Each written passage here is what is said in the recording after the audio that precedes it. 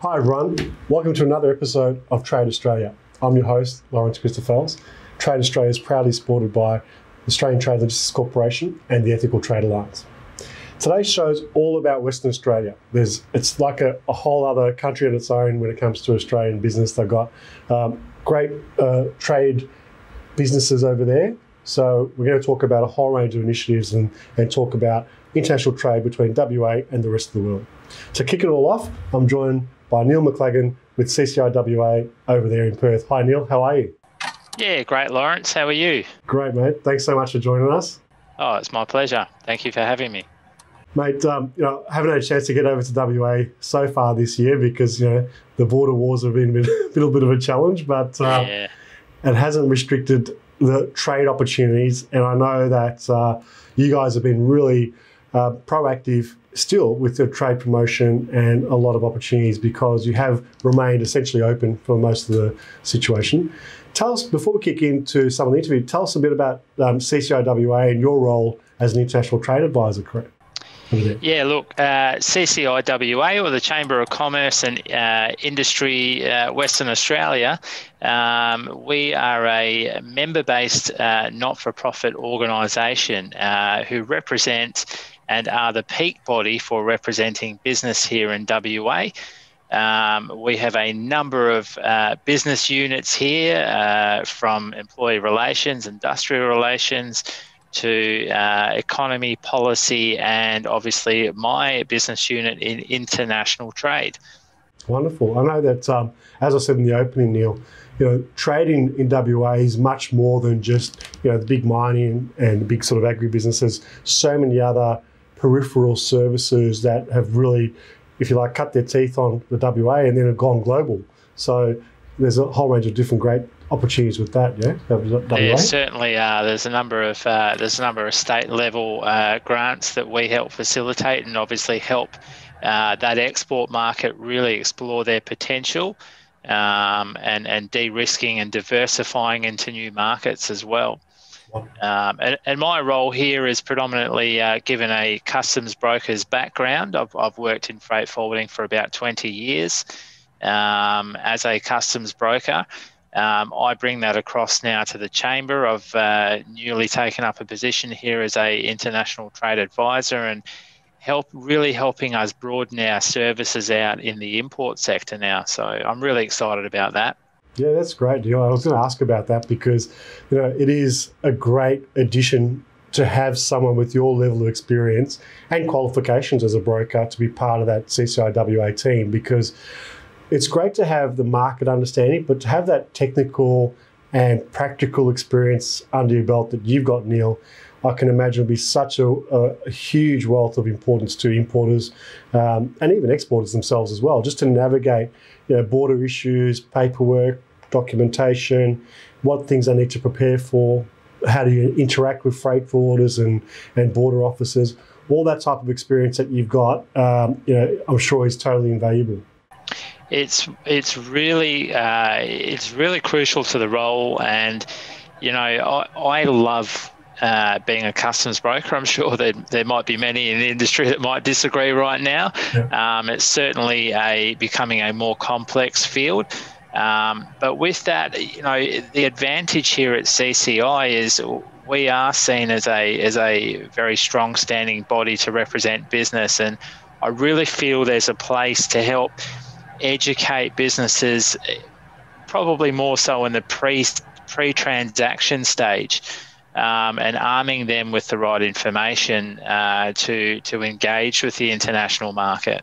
Yeah, totally agree. I think the more prepared they are, the more they understand even things like landed pricing and duties and taxes and costs associated with doing business overseas, like port charges and THCs, all the stuff that you may not know until you've actually gone through that experience.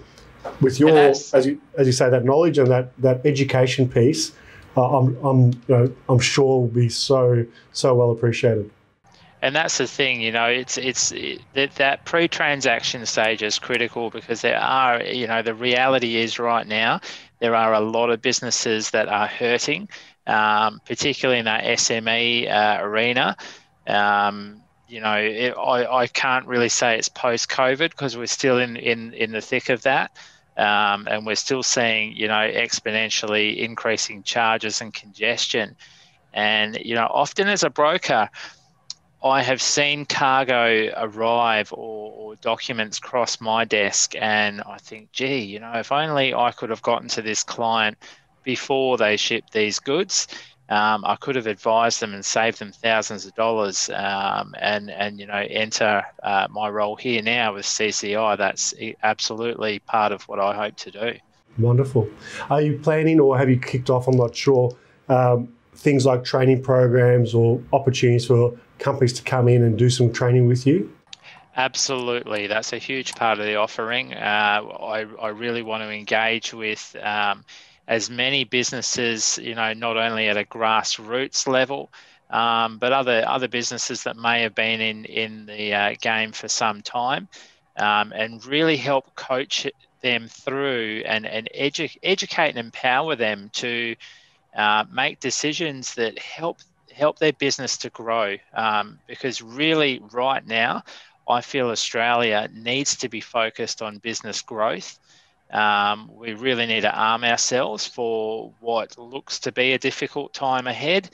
JobKeeper's obviously running out, and there's other factoids as part of where the economy's at. We really want to support businesses in every way possible. And as a broker, this is really a dream ambition of mine, to consult with business. Yeah. Yeah, I can really, I can hear the passion in your voice, Neil, and I can hear how genuine and sincere you are about helping companies with the trade opportunities, because I've dealt with hundreds of brokers every year, and I can genuinely hear how important this is to you and how proud you are to help WA companies over there. So it's a great delight to speak to you about it, because I can see how much of an impact it would make, and I know firsthand that if companies who want to go on that global journey, if they've got access to experts such as yourself, that just gives them so much more peace of mind, confidence, and that support to actually just even pick up the phone and ring up and say, Neil, what do you reckon I should do here? And that is a huge thing. It's an asset to business. And look, the other reality is 4 years is the magical time frame that as an importer, you can review your records. Now, for whatever reason it may be, and it's often the case in WA, where mining oil and gas equipment arrives into the country, it is of a time-critical nature. The information might not have been at hand at the time of clearance, but as a broker, and I'm sure many other brokers do, we protect the revenue because that's our job. There is a 4-year window to go back and have a look at those records. Now, I really put those duties paid and classifications under a microscope and work hard with those clients. And who knows, you could end up with a refund dating back 4 years that goes straight back onto the bottom line. So that's another way I can help. Oh, and every cent helps, with the right descriptions, classifications, but also understanding the increasingly complex free trade agreements. There's so many more free trade agreements. Which ones do you apply? Do they overlap? So there's so many ways that companies need to stay up to date. And what they did 2 years ago or even 3 years ago might not be the same as what they can now apply for as part Absolutely. of it. Yeah. And it's not a self-reporting system. It's, we are under increasing pressure, and obviously we have to do our CPD points, and licensing is very tightly regulated. So I would urge anyone in the importing market to really look at a licensed customs broker or someone in my position to help guide them. Wonderful. Look, Neil, it's been an absolute delight to speak with you, and congratulations to yourself on the role, and congratulations to CCIWA for really showing that leadership in putting you on the team there to be that true practical expert to help international trade growth from WA to the rest of the world. Absolute pleasure, Lawrence, and hope to chat with you again. Yeah, look forward to it. Definitely want to make it a more regular thing as WA. As you say, as we get out of COVID, I'm sure there's going to be some great stuff coming up as soon as we can, we want to be over in WA doing some events as well with some, some actual live events and some hybrid recording. So hopefully we'll get to catch up and have a beer in person sometime soon. Be great to see you, mate. And don't believe what they say about WA. There is great coffee in Perth CBD. I can vouch for that. Last time I was there was as a Melburnian. I can say the coffee was bloody good over there too. Awesome. Thanks, Neil. Stay safe, mate. Look forward to speaking to you very soon. Take care. Take care. Cheers. Bye. So there you've heard from Neil McLagan, who's a licensed broker over there at CCI WA. As I just mentioned, that is a great opportunity for companies in WA to really tap into a wealth of expertise. I think it was about 23 years of experience that Neil's got. And I can't tell you how important that is as an importer or an exporter to tap into that sort of knowledge to help you navigate trade, but also make the most out of your brokerage submissions and your duties and so forth. So stick around after the break. We'll be joined again by another WA specialist. See you soon. Now is the time to reduce costs and get better service from your logistics partners. We go to market for you. We do all the work, you make all the decisions. First, we review your requirements, customized to your business. Then, we design your tender documents, RFQ and submission templates. Next, we put it out to market, to suitable service providers only. We analyse and score the submissions using a weighted scorecard.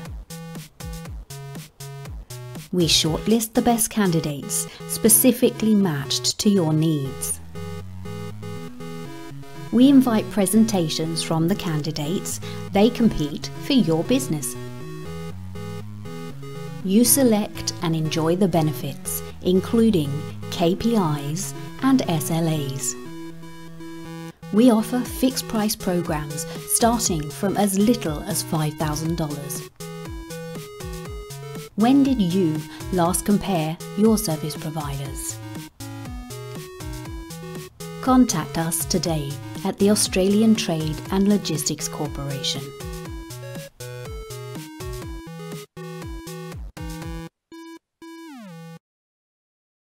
Welcome back, everyone. Thanks for watching Trade Australia, a show all about trade, supply chain, logistics, impacts right across Australia and the globe. So in part of our WA theme, we're now joined by another WA trade expert, Andre Wheeler. Andre is the Director of Wheeler Management Consulting, and he joins us over now from Perth. Hi, Andre, how are you? Good and yourself, thanks, Mick. Great. Andre, look, I'm not going to try and explain all your credentials because there's way too much. We'll probably take up the whole episode with that. But give us a little bit of a quick snippet about your role, your background, and let's talk about some of the books that you're renowned for globally as well. Okay. No, thanks for that.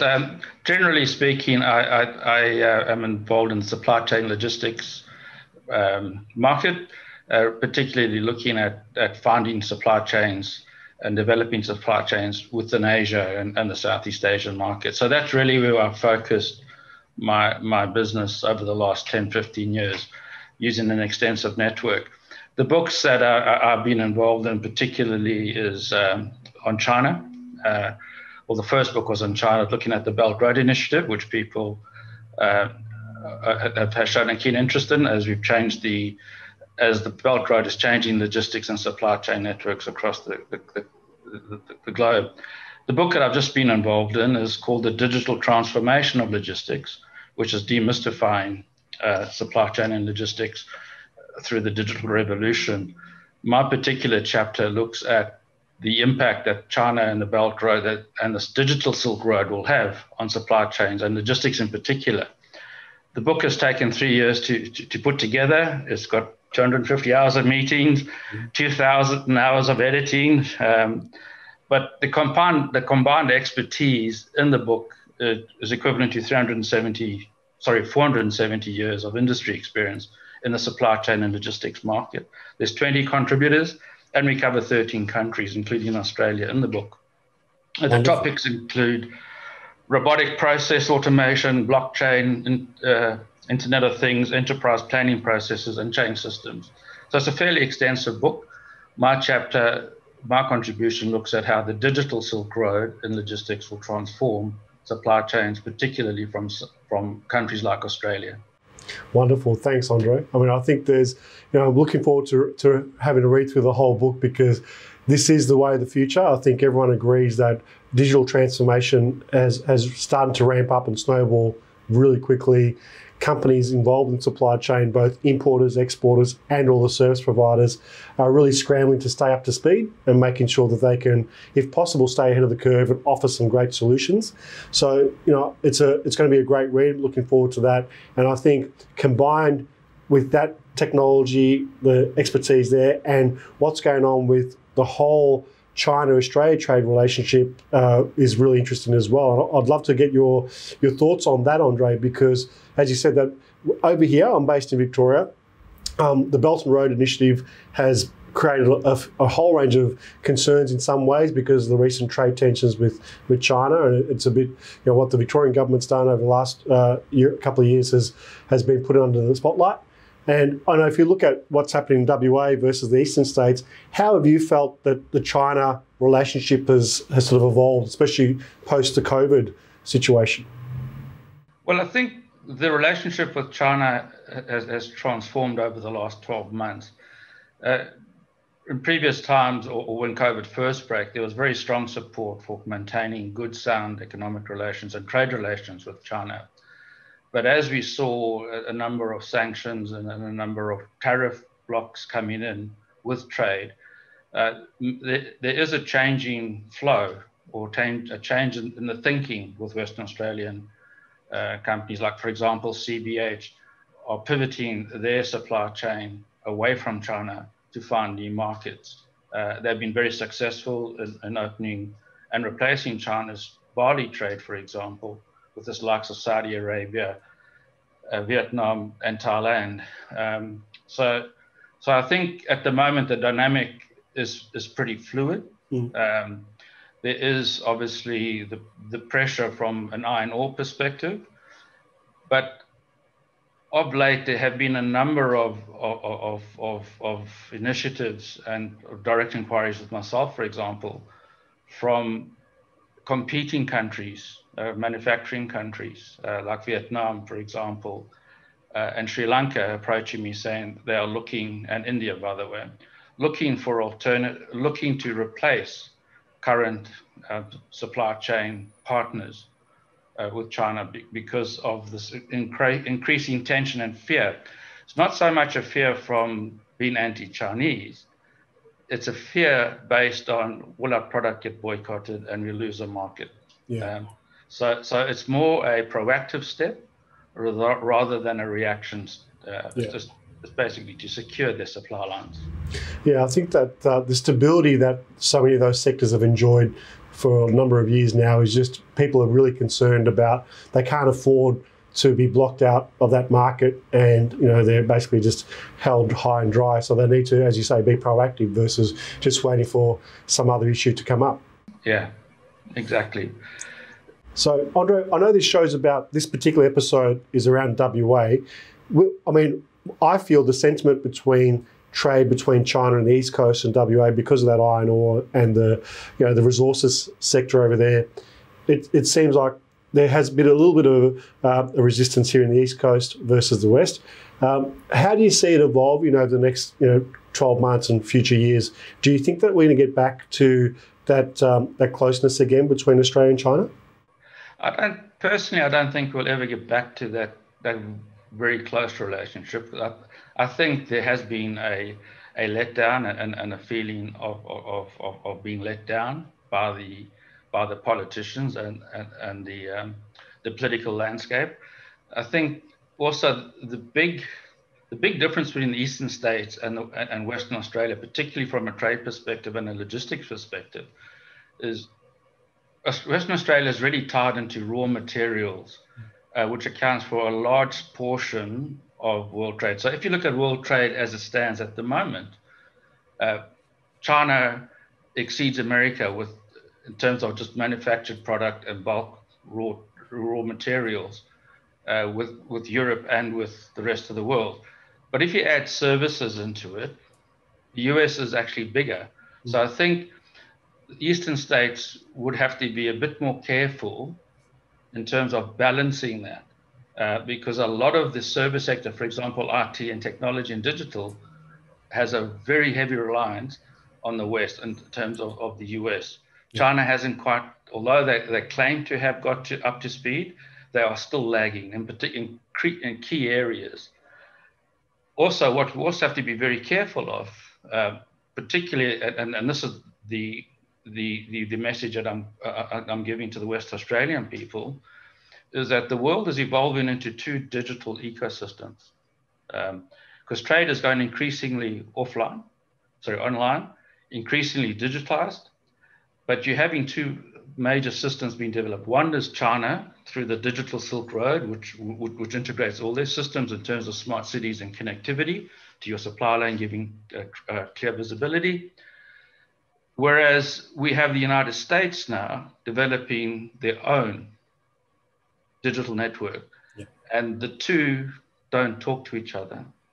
So part of the book, for example, as part of the chapter that I write, looks at how do you deal with that interface between two competing digital framework, particularly from an Australian perspective.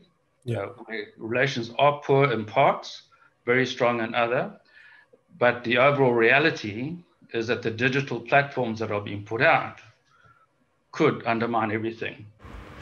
So Andre, yeah, that's a really good point. I mean, those two digital frameworks, I mean, I'm assuming, and correct me if I'm wrong, that China will have a lot of those framework influences around the ASEAN and Asian region, and the US framework may be closer sort of rolled out to Europe. Would that be correct, those type of landscapes? Yes, it's easy to put them into those two markets, but where people lose track or lose sight of it is they overlap in Europe.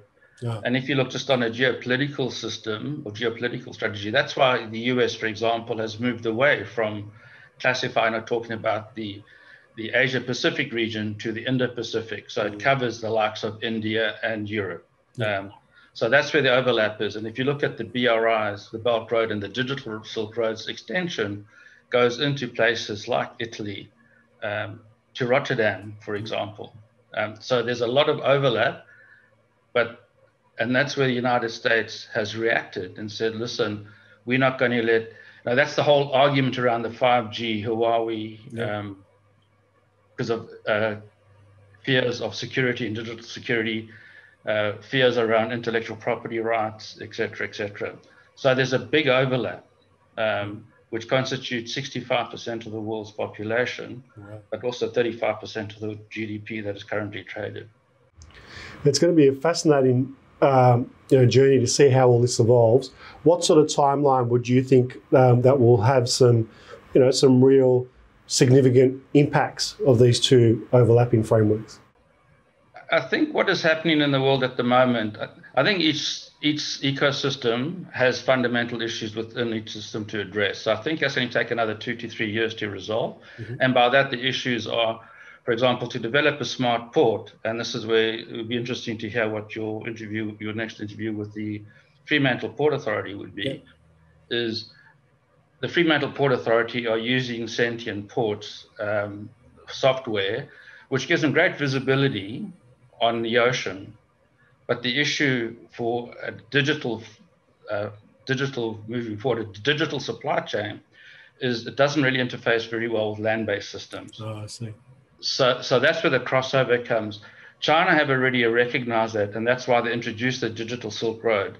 And I think they are ahead of the West, right, by quite a way, where they have, for example, in Shanghai, they have moved already to the smart port system, but it's an integrated system where they can plan ship movement with land holding, with train, with rail, with the whole multimodal areas, even with traffic lights. Wow, really? So when there's a major shipment coming in and they need to get, say, 30, 40 containers out, they can align on the key road through a smart system with lights, so the lights are green. Wow, that's pretty impressive, Yeah, so that, but those are issues that still have to be resolved because there are glitches. And And I think personally, as I say, it's my own personal view, I think the digital Silk Road, the two ecosystems will really rear its head in 5 years. And I say that because China really, to make the next big step, needs the capacity and intellectual capacity and properties from Taiwan.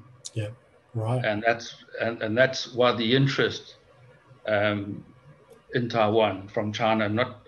I don't see it as a political interest. I see it as an economic interest, because Taiwan is the biggest producer of microprocessors and microboards, which will help that. And without that, it doesn't work.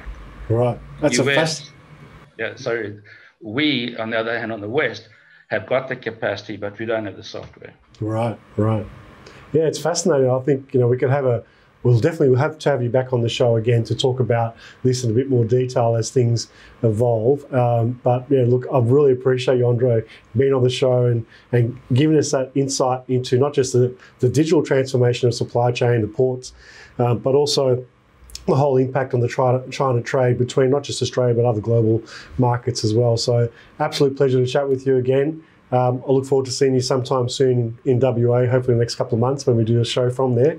And yeah, as I said, we'd love to get you back on the show again to talk about more digital transformation of supply chain in a bit more detail. Thank you, Lawrence. I really appreciate it. And thank you for allowing me to have a chat. Fantastic. Thanks, Andre. Speak again soon. Great. Thank you.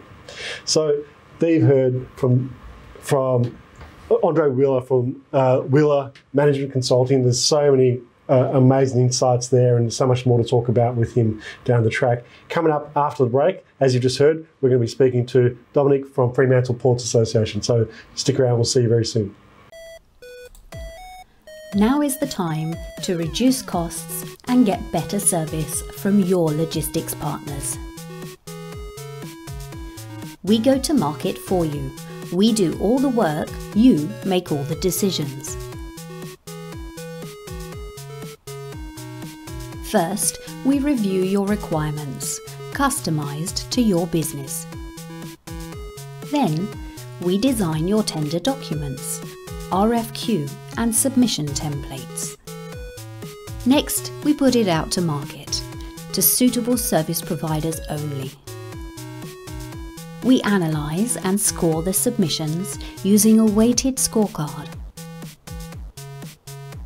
We shortlist the best candidates specifically matched to your needs. We invite presentations from the candidates. They compete for your business. You select and enjoy the benefits, including KPIs and SLAs. We offer fixed price programs starting from as little as $5,000. When did you last compare your service providers? Contact us today at the Australian Trade and Logistics Corporation.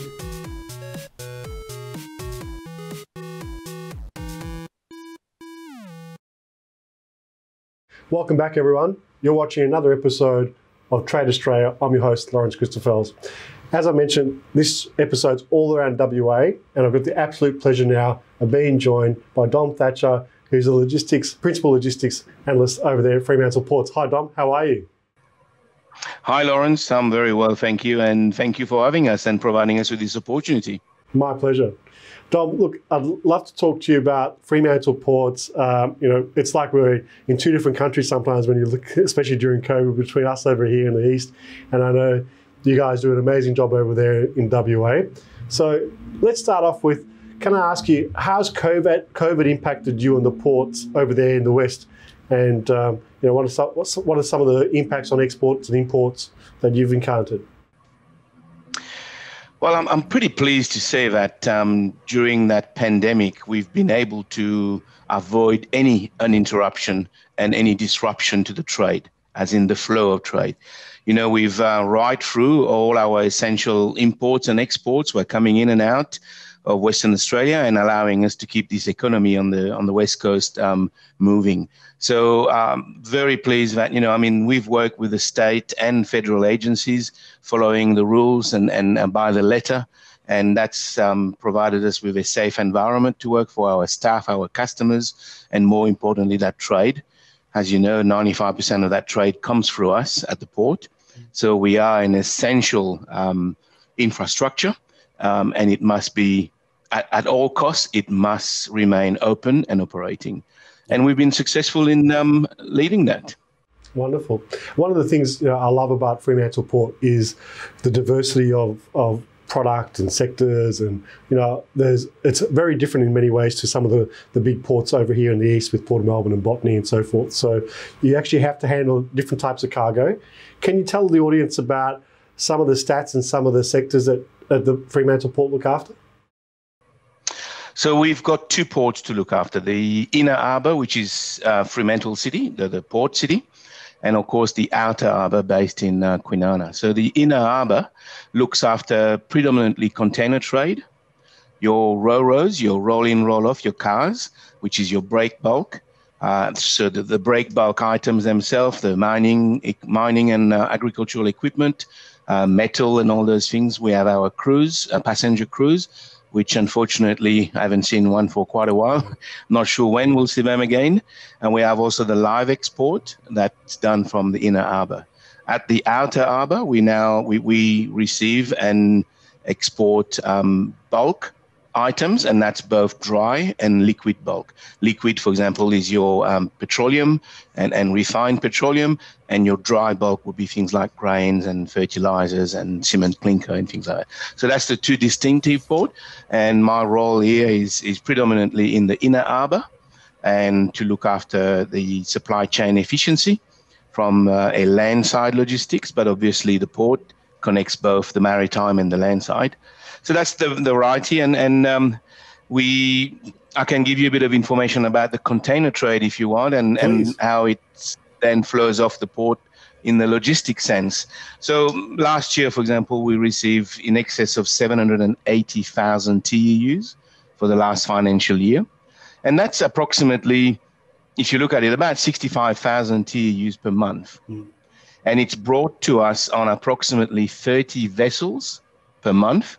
And if you were to break it down, it's about one vessel a day almost. Yeah. And that sort of provides us with an exchange of about 2,500 TEUs per day. Now, to move that TEU number off the port, we receive on a daily basis 2,500 trucks visiting the port. Yeah. And those 2,500 trucks, about 85% of them actually arrive to the port between the hours of 6 a.m. and 6 p.m. And they shift that import and export. And at the same time, we're lucky enough to have a rail terminal on port, yeah. and that shifts about 20% of the trade. So 80% by road, 20% by rail. And we have 3 services per day, which is basically 6 movements. And the train moves about 480 to 500 containers per day. So that's basically the movement for us. So it's truly intermodal. We have the shipping, yeah. rail, and the trucks operating at the port. Yeah, it's a really impressive port, and I love the fact that it really, I think what you've done over there in Fremantle, when you've got stakeholders involved and how you can improve the flow of the multimodal, has been really impressive. I've been lucky enough to do an event there at the port, and as we mentioned off air, Dom, it's a beautiful port. It's actually a really scenic, gorgeous port to look at and to be there. So it's a little bit different to some of the other ones on the eastern states, which are nice in their own way, but you guys got almost like a beachfront port, which is pretty cool. Correct, spot on. Yes, and the way that, from what I understand and my experience over the years over there, is that the way that you interact with the road, the rail, and get those stakeholders working collectively and collaboratively is really impressive. And it probably leads me to my next sort of topic, is around the digital journey. I remember I think last year or a year before, about the license plate recognition that you implemented at the port with the trucks and how you can streamline some of the traffic flow. So, the port over there has done a great job in this digital transformation. Tell us a bit more about that. So since I joined the port, we've looked at it from a different angle. And as you know, most ports at the moment are probably drunk on the word smart port. Yeah. and we know different. It's the way of the future. A future port is a smart port, is a digital port. So what we're trying to do at the moment on our journey is to basically shift from an analog port, paper base, to a digital. We're well and truly on our path for that. But the purpose of it, why do we do that? First of all, it's because the industry is doing it. The maritime, the trucking, they're all moving into that digital space. So today, in an analog sense, you are very reactive. The event is recorded after on paper. So basically, you are using historical yesterday's information to make tomorrow's decisions. We need to shift into a more real-time and predictive. The digital initiatives and the digital environment allows you to live in this real time with all the sensors, the IoT, the speed of the computers, the data that's available. Today, there is no reason not to know, and even less reason not to know now. So we are now capitalizing and leveraging those opportunities. So what we're doing, and then the other aspect of it is, we are an important node in the physical sense of a port. We are the land that matches both the, I'll make sure I cut that. The land that catches both the maritime logistics and the landside logistics. So since the entire supply chain is now moving into the digital, we need to move in that digital space as well to retain our relevance. Yeah. So therefore, how do you exist in the digital supply chain? And this is where we've sort of embarked on a variety of initiatives. For example, we are now well and truly in the process of building our digital twin. So the digital twin of the port is basically a virtual representation of the physical aspects of the port that holds both dynamic and static data that allows us to make really well-informed decisions and to also use it as a simulation and a modeling platform for us to better handle the future trade that's coming to the port. And this entire efficiency for us, which is the main key role of the port here from a logistics sense, is to ensure the efficiency and the productivity of the port. Yeah. And whilst doing that, minimizing the impact on our community, our neighboring communities. So for us, efficiency and productivity means, in a simple sense, doing more with less. Yeah. And also increasing the throughput. That's the true measure of our port, is how much can we put through, not how much we can store and stack. It's more about the throughput, getting it in, getting it out in the least amount of time, which is probably the game of logistics. It's speed to market. Yeah.